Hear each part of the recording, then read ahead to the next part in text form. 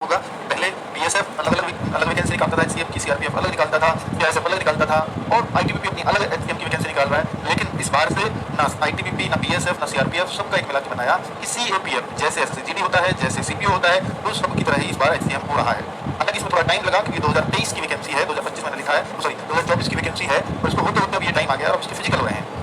लेकिन इसकी जो प्रक्रिया है वो इस तरह की है कि हो सकता है 2024-25 में भी वैकेंसी देखने को मिले, क्योंकि अब ये एक कॉमन टेस्ट होने लगा है। तो हर साल ये उम्मीद रहेगी कि एचसीएम की वैकेंसीज देखने को मिलेगी। तो भाई जो लोग किसी स्टेज पर अगर रह जाएं तो इसको अपना टारगेट भी बना सकते हैं। पहले नहीं बना पाते थे क्योंकि किसी डिपार्टमेंट में आ रही है 60 वैकेंसी, उसको कैसे उम्मीद कोई कर सकता है। किसी में आ रही थी 300, लेकिन अब क्या है कि डिपार्टमेंट आपको चुनने का अवसर मिलेगा कि आपको सीआईएसएफ में जाना है, बीएसएफ में जाना है, वो आपके मार्क्स तय करेंगे, है ना। तो मैं इस सबकी जानकारी आपको देने वाला हूँ कि फिजिकल कब तक खत्म हो जाएंगे और एग्जाम कब तक हो सकता है और आपकी तैयारी किस स्तर की है, इस पर थोड़ा सा बात करते हैं और हम लोग क्या कराने वाले हैं। जो जैसे ये शुरुआत में वैकेंसी आई थी तो आपको याद होगा ये मात्र 1526 वैकेंसीज आई थी। बाद में इसमें और बढ़ोतरी होती रही, 1283 जिनमें एचसीएम की थी और एएसआई की 243, दोनों की एक साथ ही है एचसीएम एंड एएसआई। जो एचसीएम होता है हेड कांस्टेबल होता है, जो एएसआई होता है इनका स्पेशली काम क्या होता है, ये जो एएसआई होंगे ये ज्यादातर ऑफिसर्स के पीए बनकर के रहेंगे। समझ गए आप, ऑफिसर्स जितने भी आपके बड़े बड़े ऑफिसर्स हैं, डिप्टी कमांडेंट होंगे, उससे ऊपर जो कमांडेंट होंगे, कमांडेंट उनके एएसआई वगैरह जो बनेंगे, उनके जो पीए वगैरह, तो उससे ऊपर की पोस्ट पर भी इवन जो डीजी होते हैं उनके साथ भी जो पीए होते हैं, आप लोग की प्रमोशन से वहां तक पहुंच रहे हैं। ठीक है, अब जो एचसीएम होते हैं इनका काम स्पेशली जितनी भी आपकी फौज है, मान लो आप सीआरपीएफ की आपके पास जिम्मेदारी है, आप सीआरपीएफ में सेलेक्ट हुए हैं, तो सीआरपीएफ जो स्टाफ है उनकी सैलरी देखना, उनकी छुट्टियों का रिकॉर्ड रखना, स्पेशली आपका कंप्यूटर का ही काम होगा। आपकी जो वैल्यू है आप समझ लीजिए एक सिपाही से बहुत ज्यादा होगी, क्योंकि आपसे हर किसी को काम पड़ने वाला है, आपको कोई जनरल ड्यूटी वहां नहीं करनी है। ठीक है, तो आप एक बढ़िया एरिया में रहोगे, बढ़िया ऑफिस में रहोगे, तो वो एक जॉब प्रोफाइल जो है एक शानदार प्रोफाइल मानी जाती है हमेशा, हेड कांस्टेबल मिनिस्ट्रियल की, एचसीएम जिसको बोलते हैं। ठीक है, आगे अगर हम देखें बच्चों, ये 1700 मैंने दिखाया ना, 1500 कुछ वैकेंसीज थी, लेकिन ये बढ़ी तो 1752 वैकेंसीज होगी। अब आप देखोगे पीछे जो मैंने दिखाया ये 1200 कुछ थी, 1496 हो गई, जिस करके टोटल वैकेंसीज बढ़ गई 1752। मैं दिखाऊं आपको, ये 243 थी, 1283 थी, अब आप देख रहे हो ये 256 हो गई और ये 1496 हो गई, और भी बढ़ी, क्यों बढ़ी, तो 1496 की 1501 हो गई और वो 256 से 259 हो गई, तो कुल मिलाकर के 1760 हो गई। तो अब जो फाइनल वैकेंसीज है फाइनल वो 1760 है। क्या अभी और बढ़ सकती है भाई, कुछ भी हो सकता है, 2 बार तो बढ़ी गई भाई। ठीक है, ये लास्ट जो इसमें संशोधन हुआ है या लास्ट जो बढ़ी है वो 13 मार्च को ही बढ़ी है, 13 मार्च का लेटर है। ठीक है, अभी अप्रैल चली रहा है। अब मैं फिजिकल की बात कर लेता हूँ। तो फिजिकल इन्होंने बताया था भाई फिजिकल चलिए है, सबको शेड्यूल दे दिया गया था, किसका काम कहाँ कैसे पड़ेगा, सबके पास इन्फॉर्मेशन जा चुकी है। तो अब आप देखेंगे यहाँ पर 12 और 14 एक नोटिस आया बीच में कि 12 और 14 दोनों दिन छुट्टियां हैं, 14 अप्रैल और 12 मई, दोनों दिन को फिर रिशेड्यूल कर दिया गया। फिजिकल चल ही रहे थे, अब रिशेड्यूल जैसे 12 मई को अलग अलग दिनों में डाल दिया गया, 2 जून को भी, 21 मार्च को भी, 13 मार्च को भी, 24 मार्च, थोड़े थोड़े बच्चे सब दिनों में बांट दिए गए। ठीक है, और ये सब आप देखोगे तो 12 मई के हैं और 14 अप्रैल वाले बच्चों को इन डेट्स में रख दिया गया। ठीक है, वो आपको बताइए कि इसको कहाँ कैसे रखा गया है, ये इस तरीके से थोड़े थोड़े बच्चों को सब जगह बांट दिया गया। इसका जो हाँ सेंटर है आपको मालूम चल गया होगा। अगर मैं देखूँ भाई कि लास्ट डेट क्या है फिजिकल, फिजिकल चल रहे हैं वर्तमान में भी, तो लास्ट डेट क्या है फिजिकल की, लास्ट डेट, लास्ट डेट यहाँ से देखने में आती है कि 2 जून, 2 जून के बाद कोई फिजिकल नहीं है, 2 जून तक तो सिर्फ और सिर्फ फिजिकल ही चलेंगे। ठीक है, ठीक है, अभी किस किसका फिजिकल हो गया वो कमेंट बॉक्स में थम्स अप जरूर करें, जिन जिनका फिजिकल हो गया वो मेरे तक अपनी इन्फॉर्मेशन पहुंचाए, ताकि मुझे भी पता लगे कि इतने बच्चे तो तैयार है अपने एग्जाम के लिए। ठीक है, पर बाकियों का रह गया है तो वो भी मतलब ज्यादा परेशान ना हो, क्योंकि अभी तो पूरे महीने फिजिकल चलने वाले हैं, अगले महीने भी पूरे फिजिकल है ना। काफी बच्चों का हो गया है, हम सबसे देख के मुझे पता लग रहा है, अच्छा काफी बच्चों का हो गया है। ऐसे जीडी रिजल्ट की बात करेंगे मेरे भाई, अभी इसमें मैंने आपको एस्टिमेटेड डेट एक वीडियो बनाया था, उसमें देखी थी, मैंने बोला था 31 अप्रैल तक शायद आ जाए, और नहीं आया तो भाई फिर और भी थोड़ा डिले हो सकता है, तो अप्रैल तो एंड तक तो या हो सकता है मई में भी जाए, है ना। चलो तो हो गया, बहुत बच्चों का हो गया, जिनका नहीं हुआ उनको अपनी डेट मिली। ठीक है, तो अभी सबसे बड़ा क्वेश्चन एग्जाम होने के बाद बच्चों का होता है, उस फिजिकल होने के बाद सर एग्जाम कब होगा। तो मेरे लिए बहुत अच्छी है कि फिजिकल पहले हो गया, अब बच्चा निश्चिंत फिजिकल की तरफ, अब वो सिर्फ एग्जाम की तरफ देख रहा है। अब जो क्योंकि फिजिकल पहले हो गया तो बड़े लिमिटेड बच्चे जो वास्तव में इंटेंटफुल है, जिनका इंटेंट है मुझे एचसीएम में ही जाना है, वही बच्चे एग्जाम में बैठेंगे। वरना क्या होता है, एग्जाम देख लेते हैं, पास हो गया तो वो जाएंगे या नहीं जाएंगे अपनी चॉइस फिजिकल में, लेकिन जो फिजिकल लेके आया गर्मी में, फिजिकल के लिए दूर हो जाते हैं, तो वो इसी का बच्चा है। तो निश्चित तौर पर भाई ये तरीका एक अच्छा तरीका माना जाता है, और इसमें चूंकि फिजिकल में कुछ बच्चे आधे तो एब्सेंट हो जाते हैं, और मैं कहूँगा कि 20% ही पास हो पाते हैं फिजिकल में, आधे एब्सेंट हो गए और बच्चे उनमें से 20% फिजिकल में पास हुए। अब एग्जाम के लिए सिर्फ वो बैठेंगे, तो उनका एग्जाम कराना भी आसान है। अगर पूरी भीड़ का एग्जाम कराओगे तो वो बहुत मुश्किल है, ठीक है, क्योंकि वहाँ भी बच्चे एब्सेंट होंगे, तो व्यवस्था सबकी करनी पड़ेगी एग्जाम के लिए, तो फिजिकल के लिए कोई दिक्कत नहीं होती ऐसी। ठीक है, तो एग्जाम कब तक होगा मेरे भाई, अब आप देखो कि 2 जून तक तो फिजिकल है, तो आप इतना तो मान ही सकते हो कि 2 जून तक तो कोई संभावना ही नहीं है। अब इसके बाद ये पता चलेगा कितने बच्चे फिजिकल में पास हुए, तो ये हो सकता है जून लास्ट तक तो ये लिस्ट बन करके तैयार हो, फिर वो एक कंपनी से बुलाया जाता है कि आपको ये एग्जाम कराना है, हो सकता है वो जून में मिलेगी, तो उसी कंपनी को डेटा दिया जाता है, वो डेटा के हिसाब से उसके एडमिट कार्ड, उसकी बैठने की व्यवस्था, उसकी क्वेश्चन पेपर, तो वो सब कुछ तैयार कराते कराते जुलाई आराम से निकल जाएगा। अगर बहुत जल्दी कराया तो अगस्त सितंबर आपकी उम्मीद समझ सकते हैं, और जल्दी भी इसलिए करेंगे क्योंकि आगे भी हर साल निकालनी है भर्ती, हो सकता है साल लास्ट में जाते जाते अक्टूबर नवंबर तक की दूसरी भर्ती है, तो उससे पहले चाहेंगे एग्जाम जरूर है। तो इसलिए भी मैं इसलिए कह रहा हूँ कि अगस्त और सितंबर आपकी एग्जाम की प्रबल संभावनाएं रहेंगी।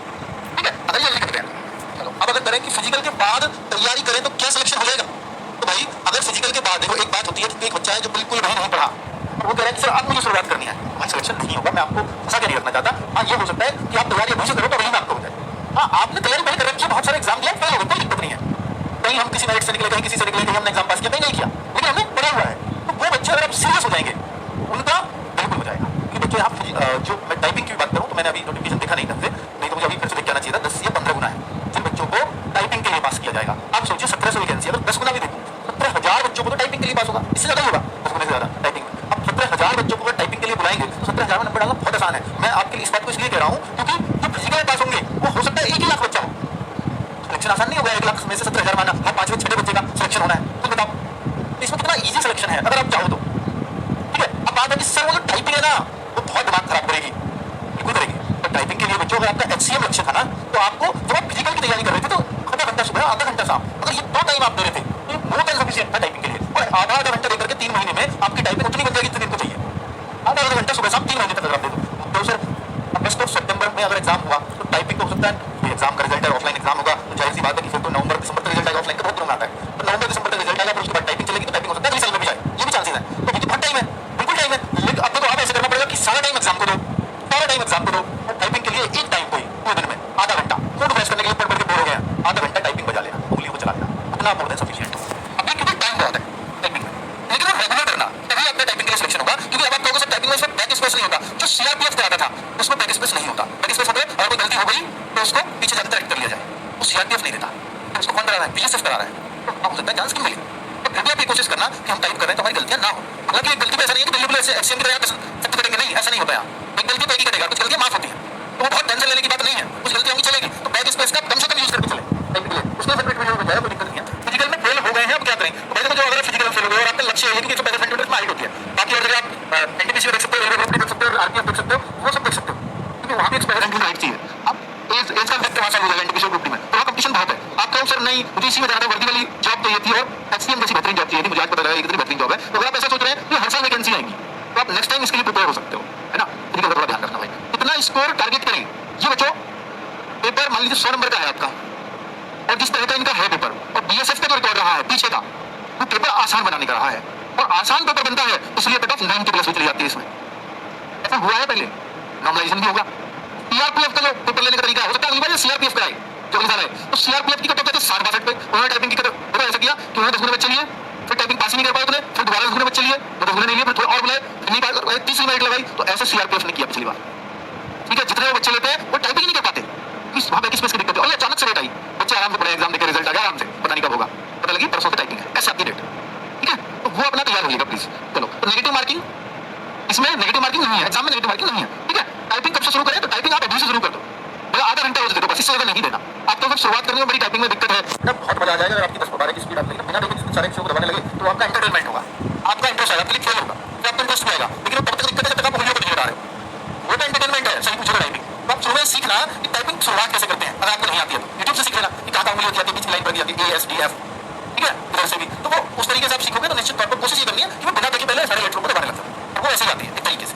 ठीक है, तो अगर एक बार वो आ गई, सारे लेटर्स हटा दिए उंगलियों को, तो आपको बहुत मजा आएगा। वीडियो बैठेगा 3 महीने में आप परफेक्ट हो जाओगे। इसके लिए मॉक टेस्ट जरूर दें, और संडे जिन बच्चों का देखिए फिजिकल हो गया, जिनका नहीं हुआ है वो भाई मॉक टेस्ट तो डेली हर संडे टाइम निकाल कर दे दिया करो, संडे टाइम निकाल के दे दिया करो भाई। एक मॉक टेस्ट देने में बहुत ज्यादा जोर नहीं पड़ता, हर संडे इस एग्जाम का एनालिसिस भी हुआ करेगा। धर्मेंद्र सर कराएंगे डिफेंस चैनल पर कि आपकी स्थिति कहां चल रही है, आप कितने पीछे चल रहे हो, आज का पेपर कैसा था, किस लेवल का था, और आपको पता है इसकी तैयारी CRPF HCM की, तो आपको एक मात्र चैनल पर बहुत मन से RWS शुरुआत से अब तक लगा हुआ है आपके साथ। डिफेंस चैनल पर इसकी लगातार क्लासेस भी चल रही है। मुझे पता है कि आप लोगों के लिए बहुत ज्यादा ऑप्शंस नहीं है, मैं आपके लिए हमेशा ऑप्शन बना रहा हूँ, ये मेरी कोशिश रहेगी। और भाई अगली बैच हम लोग लेकर के आए थे, जो बच्चे ने पेड बैच लिया है तो उनको पता है इस बैच